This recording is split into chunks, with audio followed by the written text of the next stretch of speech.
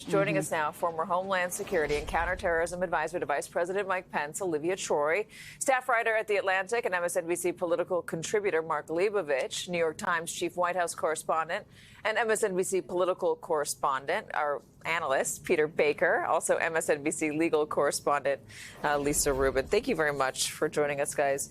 All right, so Mark, I want to begin with you. Well, actually, no, Lisa, I want to begin with you on Pete Hegseth, if you don't mind. Talk to me about these allegations and what we're learning from this police report. He's denying everything, but there was also a payoff. There was a payoff. But, Katie, I want to talk about the police report, because this police report, while it adds a lot to our understanding of the allegations, there's still so much that we don't know, including the fact that there is another police report out there, one created by the town in which this woman lived. Monterey is the place where the crime allegedly occurred. And obviously there is now a detailed Monterey Police Department report. But one of the things that stood out to me reading it as a lawyer is Pete Hegseth himself is not interviewed, much less contacted by anyone in the Monterey Police Department for 18 days after the alleged crime. And when he is contacted by the Monterey PD, it appears that he is contacted by phone. You and I both know that in assessing a witness's or even a subject or target's credibility, talking to them over the phone might not be the best first way to get a handle of who is telling the truth here. And so I just raised to you that when I read this police report, it raises a number of questions to me. There are at least 3 female witnesses to the interactions between Hegseth and the Jane Doe accuser here, 2 of whom were present with them at the sports bar at the Monterey Hyatt at which the incident took place, another of whom is the roommate of one of those women who was at the bar. In all, we are learning much of what we didn't know, including the fact that the woman went to the Monterey Police Department, or rather went to the hospital first and then was referred to the Monterey Police Department days after. But it also raises so many questions about the way in which the investigation was conducted and who else was involved. Yeah, all right. So, Mark, on the subject of Hegseth, you got those allegations, the police report that we just laid out. But you also have Jonathan Chait, who's now a colleague of yours at The Atlantic, writing that he read Hegseth's books with the intention of getting one question answered, and that is whether Hegseth would follow a Trump command to shoot peaceful protesters. He says after having read the books, he doesn't think Hegseth would even wait for the order. Hanna Rosin said she also read the books and came out with one big takeaway, and that is that he sees the left as the enemy from within. Tom Nichols also read the books and says the one big thing that comes out to him, I mean, there's a lot, but one of the major things is there's no way that he can get confirmed, or at least in normal times, with what he has said about women in these books, specifically women serving in the military in a combat position. Do you see Hegseth as a rocky confirmation? Is this going to keep going? Donald Trump's backed off on Gates. Could he back off on Hegseth? He could. I mean, first of all, I guess I'm the only Atlantic staff person who hasn't read Pete Hegseth's book yet, so I guess I better get going. On that. Yeah, no, obviously. What's clear is, I mean, I always thought that Hegseth, Gates, and to some degree Kennedy and Gabbard were kind of just big flexes by Trump. I mean, they're all problematic in their own ways. I mean, I think, probably Gates first among equals, just because his own profile coupled with the AG job and how powerful and how big it is.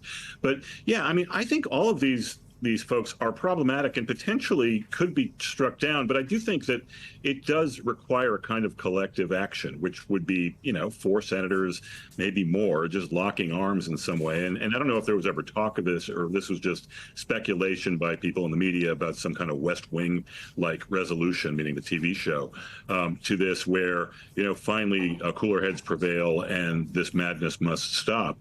But I mean, there's no way any kind of normal administration, if such a thing exists anymore, certainly in the Trump era, anyone like this would get anywhere near confirmed, even though deference is always given to a newly elected president.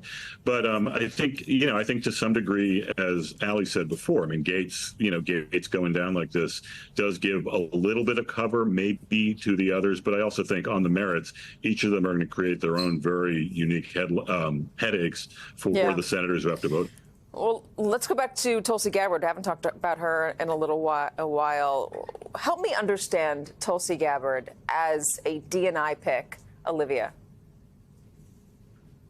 Look, I'm struggling to understand that myself. I'm certainly concerned for my former intelligence community colleagues, given that she has sided with foreign adversaries and has been, the mouthpiece for a lot of the propaganda that comes out of the Kremlin. And so my concern is, what does this look like internally for these agencies in terms of how they're going to protect Americans when they realize that the person sitting at the helm has sided on, sides that are actually hurting Americans or could potentially hurt them domestically? And what does that look like for intelligence sharing? But I think the problem is when you have this cast of characters that are going to be potentially nominated and then going to be confirmed before the Senate and go to the hearings, I guess you're picking the lesser of the many evils. And I think that is the challenge here. And I think some of the other panelists refer to this. Look, I'm someone who worked for Donald Rumsfeld.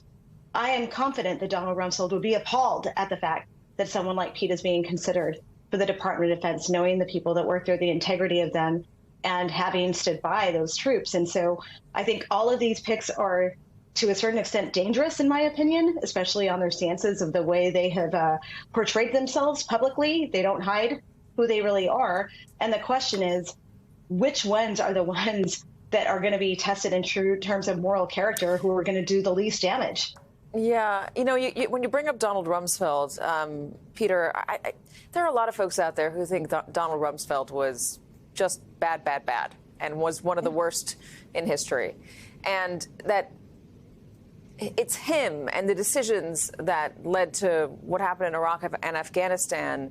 It's that is part of the reason why Donald Trump is in a position right now to appoint the Pete Hegseths, to appoint the Tulsi Gabbards, to try to get someone like Matt Gaetz involved, because of all these past experts, these highly experienced individuals being put into positions of major power and then making very big mistakes. Yeah, I mean, that's the argument, right, you hear from the Trumpian side of the equation, is that having people with credentials, having people with experience, people who, fit the traditional casting call kind of appearance of a defense secretary or an attorney general haven't led to good results. They argue that they, in fact, these departments have grown calcified or corrupted or unresponsive or simply, as you say, in terms of policy, making failed choices. So that is appeal, obviously, to the Trumpian base, right? Blow up the system because the system hasn't worked for me. But, there's a difference between, I think, somebody being brought in to reform, overhaul, rethink a system, and somebody being brought in because of their personal loyalty to the president. And I think that's seemingly the through line for many of these appointees so far, is not necessarily that they have well thought through ideas to how to do, government differently, but they have well thought through ideas about how to support Donald Trump.